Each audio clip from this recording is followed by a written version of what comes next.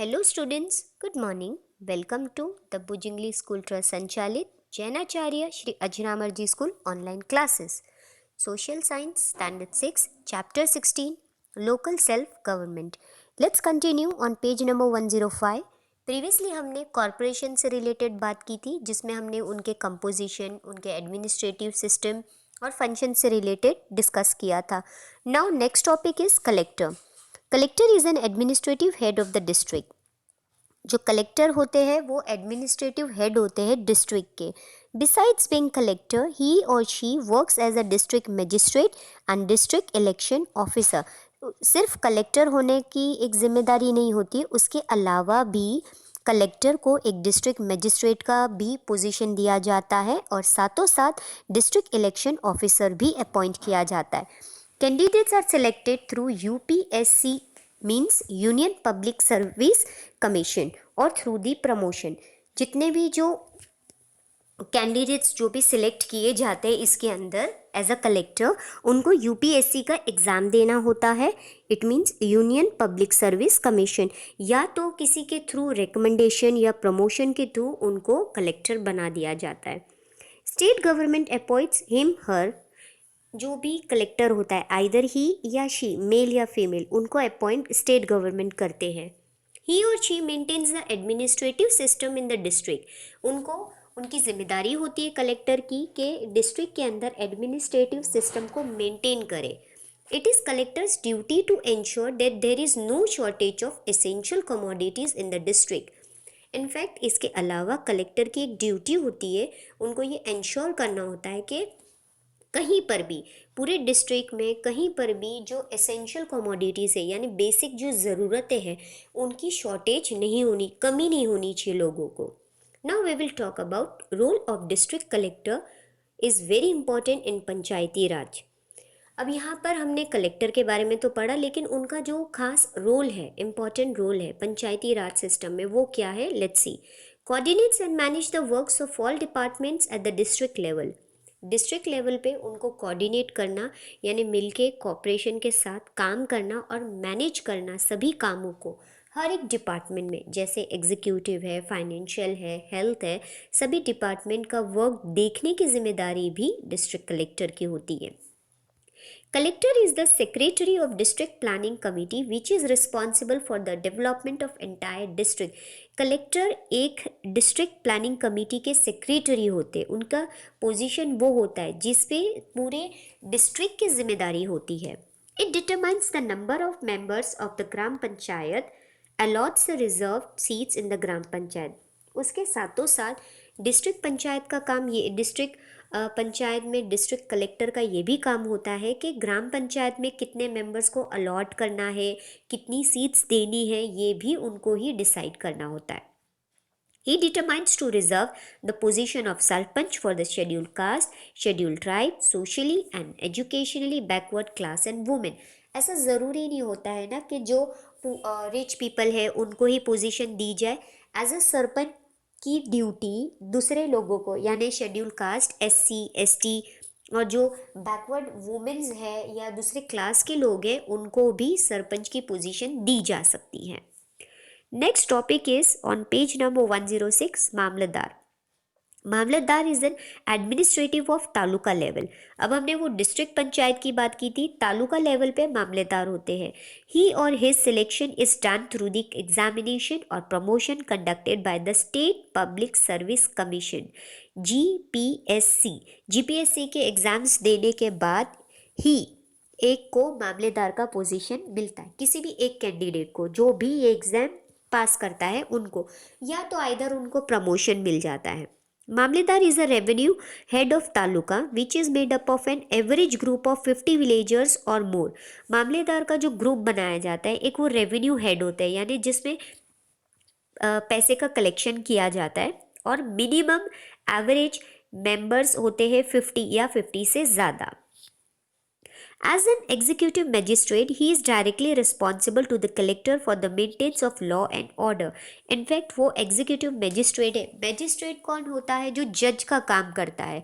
तो इनकी भी एक जिम्मेदारी होती है कि डायरेक्टली वो मेंटेन करे लॉ और ऑर्डर को, कानून को फेस करना और उनको प्रॉपरली एग्जीक्यूट करने की भी जिम्मेदारी मामलेदार की होती है।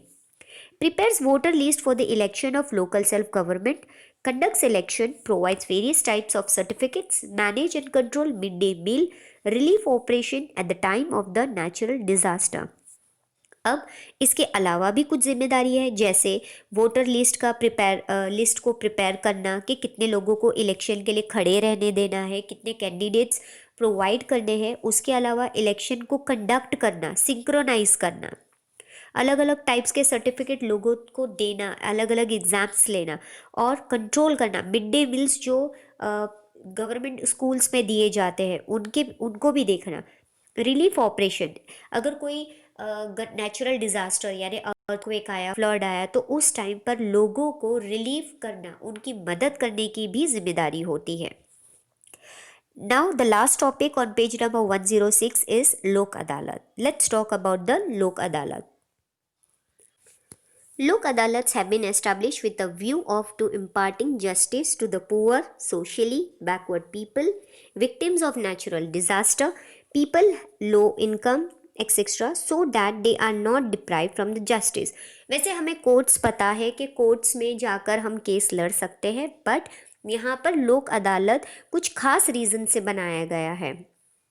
उनका जो मेन मोटिव होता है, जैसे उनका मेन मोटिव होता है कि गरीबों को जस्टिस देना, इंसाफ देना, जो भी सोशली बैकवर्ड पीपल है उनकी सहमति में उनके लिए काम करना, जो नेचुरल डिज़ास्टर, जो भी अर्थक्वेक या फ्लड आता है और विक्टिम है उनकी मदद करना, या कुछ ऐसे लोग जिनकी इनकम बहुत ही लो है और वो उस तरीके से कोर्ट में पेश नहीं कर पा रहे अपनी चीज़ें, तो लोक अदालत में वो केस लड़ सकते हैं and they are not deprive, और उनको फिर जो भी इनको जस्टिस है, इंसाफ है, वो अच्छे तरीके से लोक अदालत के थ्रू मिल सके।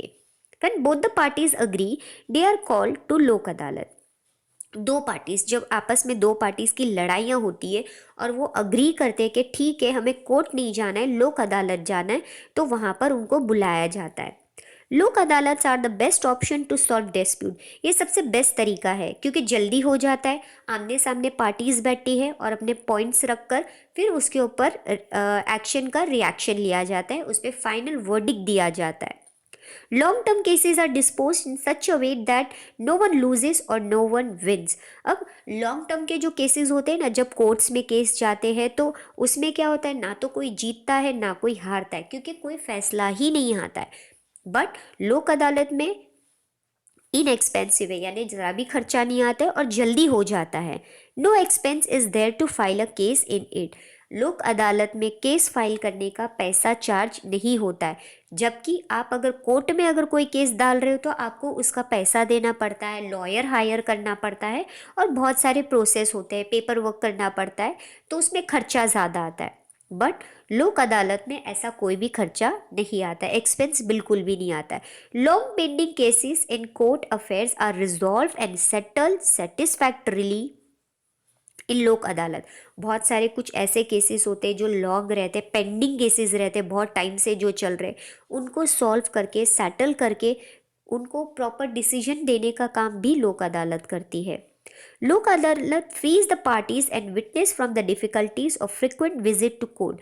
जब कोर्ट में केस जाता है तो 10 बार हमें डेट्स दी जाती है कि अब आप वो डेट को आओ, लेकिन लोक अदालत में ऐसा नहीं होता है। जो भी पार्टी होती है और जो विटनेसेस होते हैं उनको बार बार नहीं बुलाया जाता है, एक ही बार में या 2 बार में कोशिश की जाती है कि वो सब कुछ सॉर्ट आउट कर सके।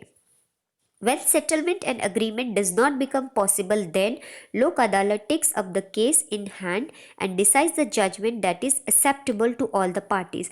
जब ऐसा लग रहा है कि आपस में वो लोग सेटलमेंट नहीं कर सकते और अग्रीमेंट नहीं हो रहा है दो पार्टीज के बीच में, तब लोक अदालत पूरे केस को अपने हाथ में लेके समझ के फिर उस पर जजमेंट देते हैं ताकि दोनों पार्टीज उस फैसले को एक्सेप्ट कर सकें। द ऑर्डर ऑफ लोक अदालत इज़ द फाइनल ऑर्डर, और लोक अदालत ने जो फैसला दे दिया वो फाइनल होता है। लोक अदालत brings the end of disputes. लोक अदालत जितने भी डिस्प्यूट्स होते हैं, जो लड़ाई झगड़े होते हैं, कोशिश करते हैं कि उसको एंड कर सके। Both the parties gate justice and disputes is resolve. दोनों ही पार्टी को जस्टिस भी, इंसाफ भी मिलता है और जो लड़ाई झगड़ा होता है वो ख़त्म हो जाता है। Money and time is save, दोनों चीज़ें सेव हो जाती है, पैसा भी और टाइम भी। A permanent लोक अदालत have been established in the districts of the state Gujarat by Gujarat bar association and Gujarat high court Ahmedabad. यहाँ पर भी, हमारे यहाँ पर भी गुजरात बार एसोसिएशन और गुजरात हाई कोर्ट जो अहमदाबाद है, उन लोगों ने लोक अदालत को प्रोवाइड किया है। There is no fee to file a case in the Lok Adalat और टू टेक एनी एक्शन। कोई भी फीस नहीं होती है अगर किसी को भी लोक अदालत में केस फाइल करना हो या कोई एक्शन लेना हो, तो उनके ऊपर कोई चार्ज नहीं किया जाता है। फ्री ऑफ कॉस्ट में लोक अदालत में फैसले लिए जाते हैं।